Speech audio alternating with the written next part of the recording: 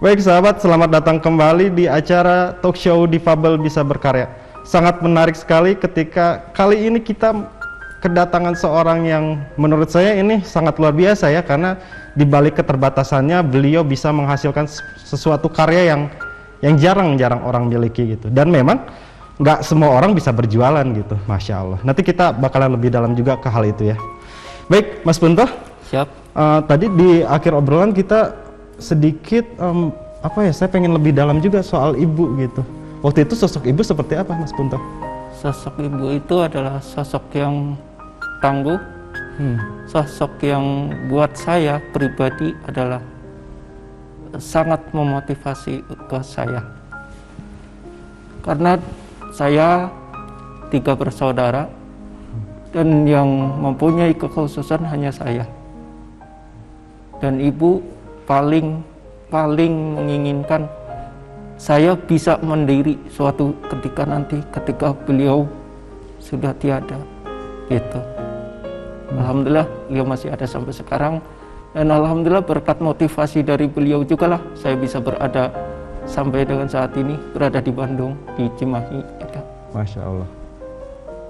Kira-kira Mas Punto ada hal motivasi apa sih yang diberikan oleh ibu kepada Mas Punto hingga bisa hijrah gitu ya dari kota Jawa gitu ya, daerah Jawa Tengah hingga ke Bandung?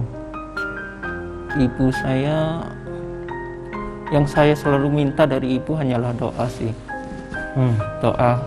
Dan ibu saya selalu mengingatkan saya juga untuk selalu berdoa kepada Allah. Bahkan ketika saya divonis buta sekalipun, ibu saya tetap mempunyai harapan bahwa suatu saat saya bisa melihat lagi. Sampai dengan saat ini pun ibu saya masih selalu mengingatkan, minta sama Allah, karena Allah lah yang punya segalanya. Buat Allah tidak ada yang tidak mungkin. Ibu saya masih tetap punya harapan satu saat, entah kapanpun itu, saya bisa melihat lagi. Baik, Mas Punto, ini ada tisu bentar. Jadi memang teman-teman sahabat Difabel Bisa Berkarya, saya selalu bergetar ya ketika teman-teman disabilitas menceritakan soal ibu atau bapak atau orang tua atau sanak terdekatnya yang selalu mensupport mereka. Karena bukan hal yang mudah untuk menjadi seorang disabilitas gitu.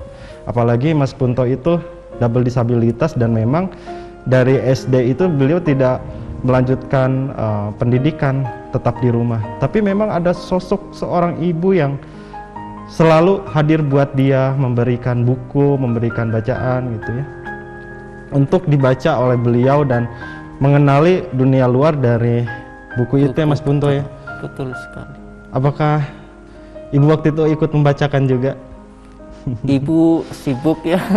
Karena guru ya beliau ya. Karena kegiatan beliau, kemudian beliau juga kan ibu rumah tangga, jadi beliau sibuk dengan kegiatan beliau.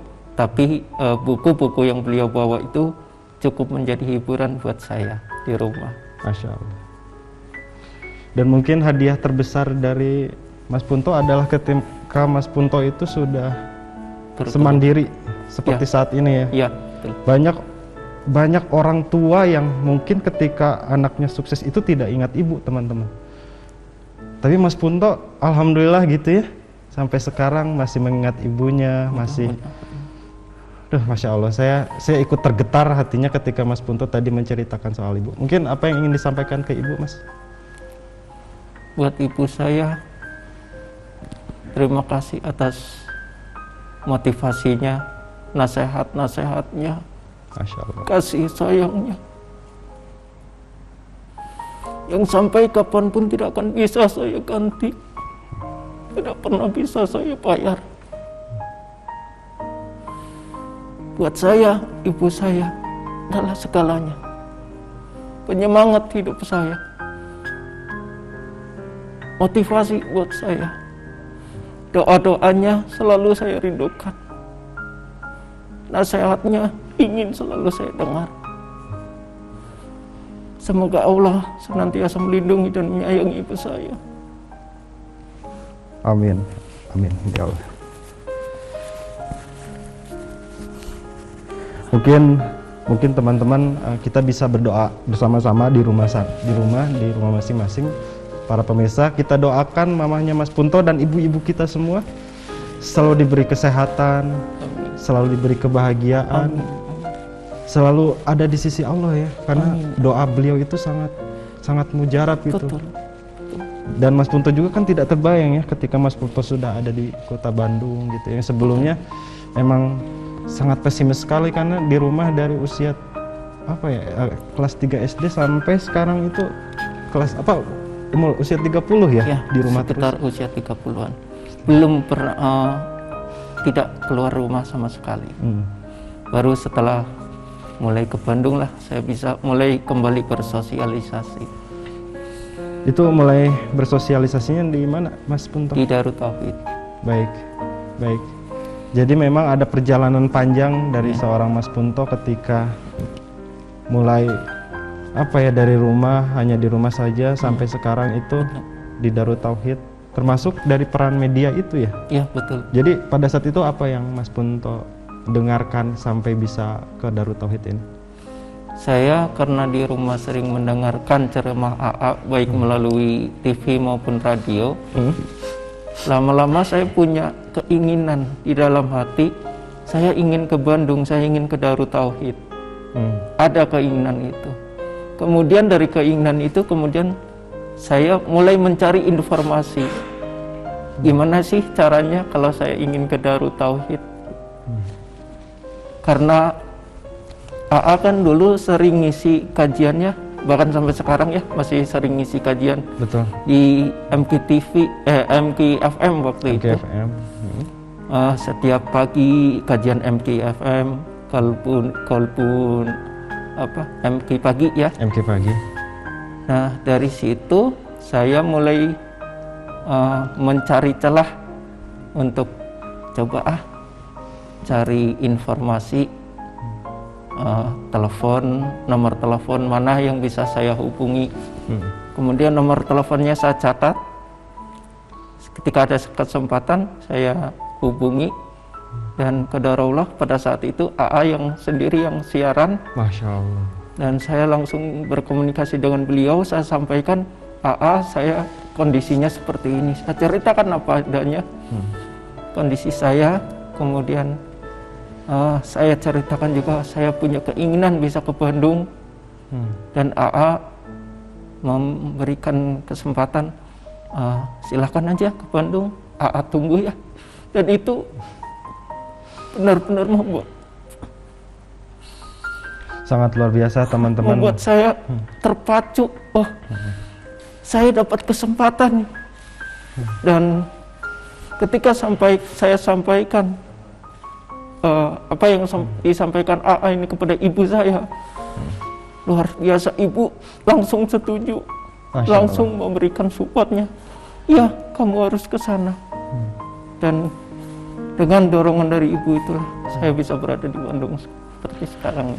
Dan Mas Punto itu yang saya tahu, saya melihat di beberapa kajian MK pagi itu Mas Punto itu disebut sahabat AA ya. Ya. Sampai AA itu benar-benar peduli gitu dengan Mas Punto. Itu sudah berapa lama Mas Punto mengenal saya AA?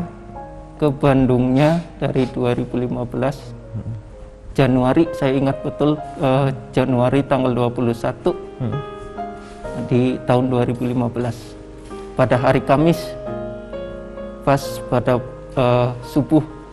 subuh hari Kamis tanggal 21 tahun 2015. Masya Allah. Saya bertemu langsung dengan AA. Dan sosok AA sangat hangat ya. Sangat luar biasa, sangat bersahabat, sangat hangat dan menyambut saya dengan sangat baik sekali. Masya Allah. Jadi saya memang selalu melihat sosok AA itu selalu tersenyum. Betul. Masya Allah. Dan sahabat, kita doakan AA selalu sehat. Amin. Selalu dilindungi oleh Allah Subhanahu wa taala. Amin.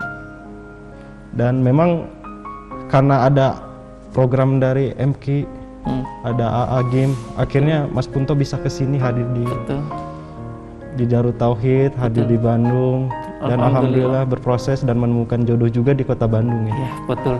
Di Darut Tauhid juga. Di Darut Tauhid juga. Alhamdulillah. Mungkin ada yang ingin disampaikan buat Darut Tauhid, Mas Kunto, buat Agin? Ya, untuk AA khususnya, terima kasih banyak AA untuk semua kebaikan AA, kesempatan yang sudah AA berikan untuk nasihat-nasihatnya.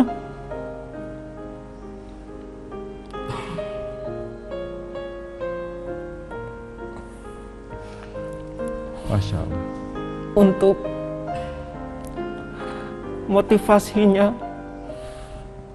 kepada saya dan kepada sahabat-sahabat difabel yang lainnya. Saya tahu AA sangat hangat respon sekali terhadap teman-teman difabel dan sangat ingin bisa melakukan banyak hal untuk teman-teman difabel. Masya Allah. Semoga Allah senantiasa menjaga AA. Amin. Amin ya Allah. Menyayangi AA. Amin. Dan Allah akan membalas semua kebaikan AA. Amin ya Allah Rabbal Alamin. Terima kasih AA. Dan untuk Darut Tauhid, terima kasih atas kesempatannya, motivasinya. Banyak guru-guru saya di Darut Tauhid, sahabat-sahabat saya juga di Darut Tauhid. Semoga senantiasa bisa menjadi penebar kebaikan, Amin. penebar manfaat bagi Amin. semua umat. Amin ya Allah Rabbal Alamin. Insya Allah AA mendengar di sana, Mas Punto. Doakan saya juga dan tim untuk selalu istiqomah dalam program ini untuk Amin. Amin. berkarya, mudah-mudahan. untuk memperlihatkan karya-karya teman disabilitas. Amin. Bantu ya Mas Punto, bantu doa. Insya Allah. Baik teman-teman, tetap di acara Difabel Bisa Berkarya.